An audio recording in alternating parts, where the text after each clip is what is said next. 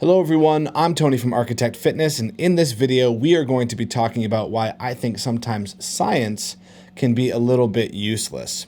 Now this might seem strange coming from someone that works in a science-based industry, which is fitness and nutrition, and if you were to look into my personal library you would find many textbooks chock full with science, and the things I've learned from those books I have applied in real life with clients and customers. But I do think that science sometimes gets in the way of results. And to highlight my point, I have a question for you, which is, what did people do to get in shape, stay in shape, or improve their performance before modern day technology and science? You see, a lot of new diets and exercise programs or fitness apps or fitness technologies sell you on the idea that you need the thing that they are selling in order to see results. But we know that people were able to live happy, healthy, and fit lives much before modern day science and technology. And I know what you might be thinking. Well, Tony, people didn't have to deal with being overweight or obese before modern technologies because we lived much more active lives and food wasn't as readily available and food was less calorie dense because it wasn't as processed.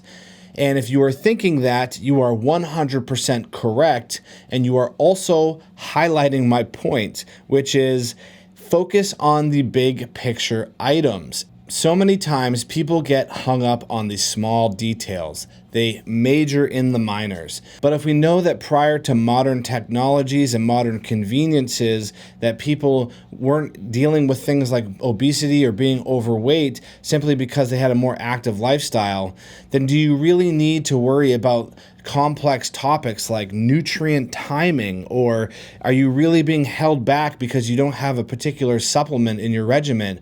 Or is it really because you're not doing the exact best program or doing the best program exactly how it's written? No, those little things can make a difference when you have the fundamentals mastered. And to highlight my point, I'm going to read a passage from The Philosophy of Health by Dr. L.B. Coles, which was originally published in 1851. And the discovery of the calorie was actually that very same year. And so that was probably too soon for that information to make it into this book. But I do think the Good Doctor's observations about food and weight really highlight the point that it's really about the fundamentals and the basic habits that we have when it comes to fitness and nutrition. So let's take a look at what Dr. L.B. Coles has to say. On the matter of food intake, in other words, total calories, the Good Doctor has to say, 3 meals a day are sufficient for all classes of persons under all circumstances and of all ages. For persons having weak stomachs and many persons of sedentary habits, 2 meals a day, rightly distanced, might be preferable. But no individual, whatever may be his age, his occupation, or his health, should take solid food more than 3 times in one day. No person can do more than this without transgressing nature's laws. What he's saying is, if you're eating more than 3 times a day, you're probably overeating. And while Dr. Coles in 1851 did not have anywhere near the amount of science or technology available to him, he was able to make these observations that the amount that you eat should be correlated to the amount that you move. In other words, when he says sedentary people should have only 2 meals a day, that is a basic form of calorie restriction. Of course, you could eat bigger meals to match those calories when you remove that third meal, but most people probably aren't going to do that. So even in 1851, people were able to observe the very basic notion that the more you eat, the more you need to move, or the less you move, the less you should probably be eating. This is a fundamental concept, and this is something that a lot of people miss when they're looking for the latest diet. It's not the fact that you eat meat that's making you unhealthy. It's not the fact that you're eating carbs that makes you unhealthy or overweight. It's not the fact that you aren't getting enough of a particular vitamin. All of those things do play some roles in health. However, when it comes to basic just physics of reducing your body weight, if you have weight to lose, it really just comes down to how much you move versus how much you eat. Speaking of moving, let's see what the Good Doctor has to say about exercise. Time for exercise has an important connection with digestion and is indispensable to health. It is important to the healthy state of body and mind. Bodily health cannot be secured without due attention to exercise. Persons of sedentary habits, especially, should give particular attention to this subject.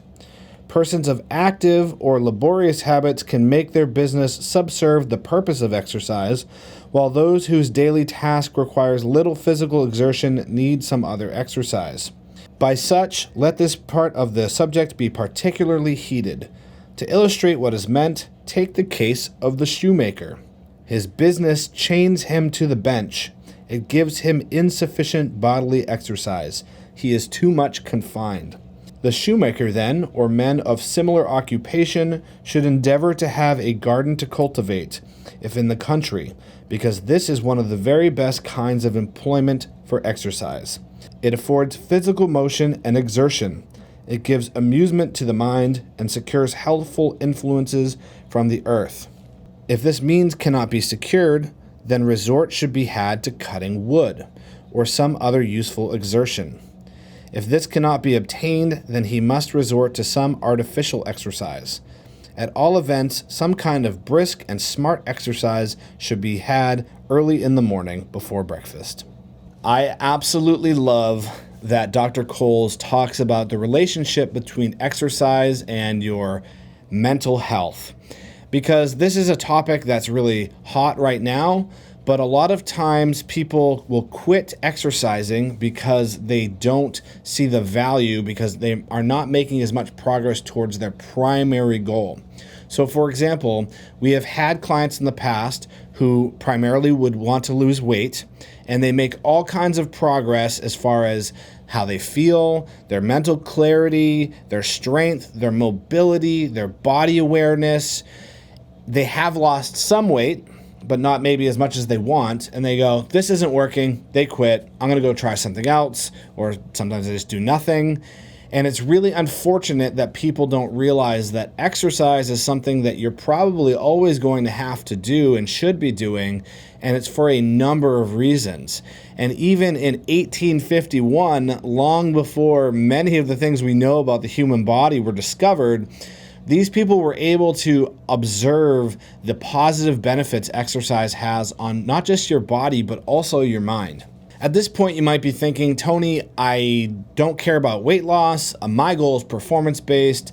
Obviously, I need the latest cutting-edge training program, the most science-based training program. I need the best supplements possible. I need the best nutrition and diet for my absolute best performance.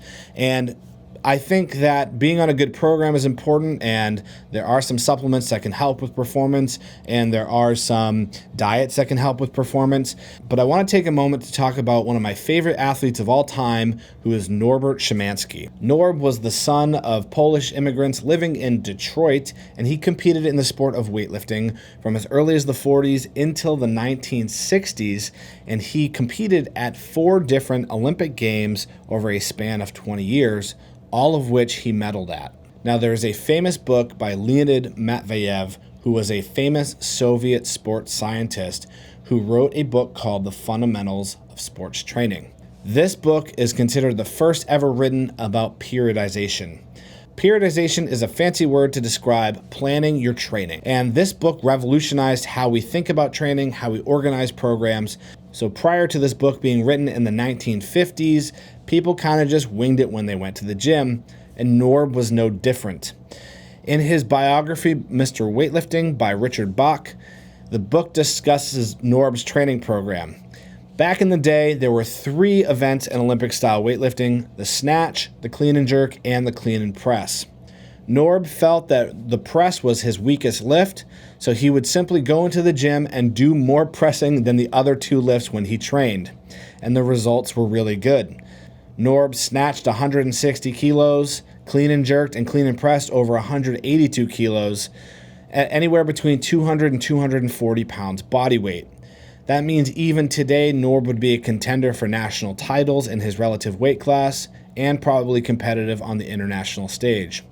It's worth mentioning that Norb also used the old school style of the split snatch Today, all athletes in competitive weightlifting use the squat snatch because it's a much more efficient lift. So we have to believe that if Norb were able to learn and master the squat snatch technique, he probably would have lifted even more weight, even though his program was very simple. Find the things that you're not good at, do them more often until you become better at them. When it comes to nutrition, Norb realized how important it was for a weightlifter to be on a high-calorie diet because the training requires a lot of food to fuel and to recover from. Some of Norb's favorite training staples for his nutrition were pizza, beer, and Polish sausage. Now, I'm not saying that that's what athletes should be eating and drinking. I'm just highlighting the point that Norb really was successful because of a few different factors. Number one, he really had the desire to win. He had a winner's mindset. Number two, he was extremely consistent and persistent. And this is obvious given the fact that he competed in 4 Olympic Games over a span of 20 years. That is a very long career for someone that lifts weights. And finally, he kept it simple and just focused on the fundamentals. He found his weaknesses and he worked on them until they were strengths. Now we're going to talk about the last reason why I think science is sometimes useless, and that is because science is often used as a reason to sell you things. Now, just because someone's trying to sell you something doesn't mean the product isn't very good, but there's a lot of different information out there that you can find on the internet and in books. Now, if you want to find a study that confirms a bias or an opinion that you already have, you probably can. And a lot of times people will use a single study to justify a particular way of eating or a particular way of training. Unfortunately, not all scientific studies are equal. There are things you need to consider, like, was the study done on animals or was it done on humans? How long did the study last? What were the methods used? What was the sample size? And of course, has the study been peer-reviewed and confirmed? But a lot of times a new study will come out, someone will use it to say, hey, you should be taking XYZ supplement or eating XYZ food. And that single study had a small sample size, or it was only done on animals, or maybe it wasn't long lasting or tightly controlled.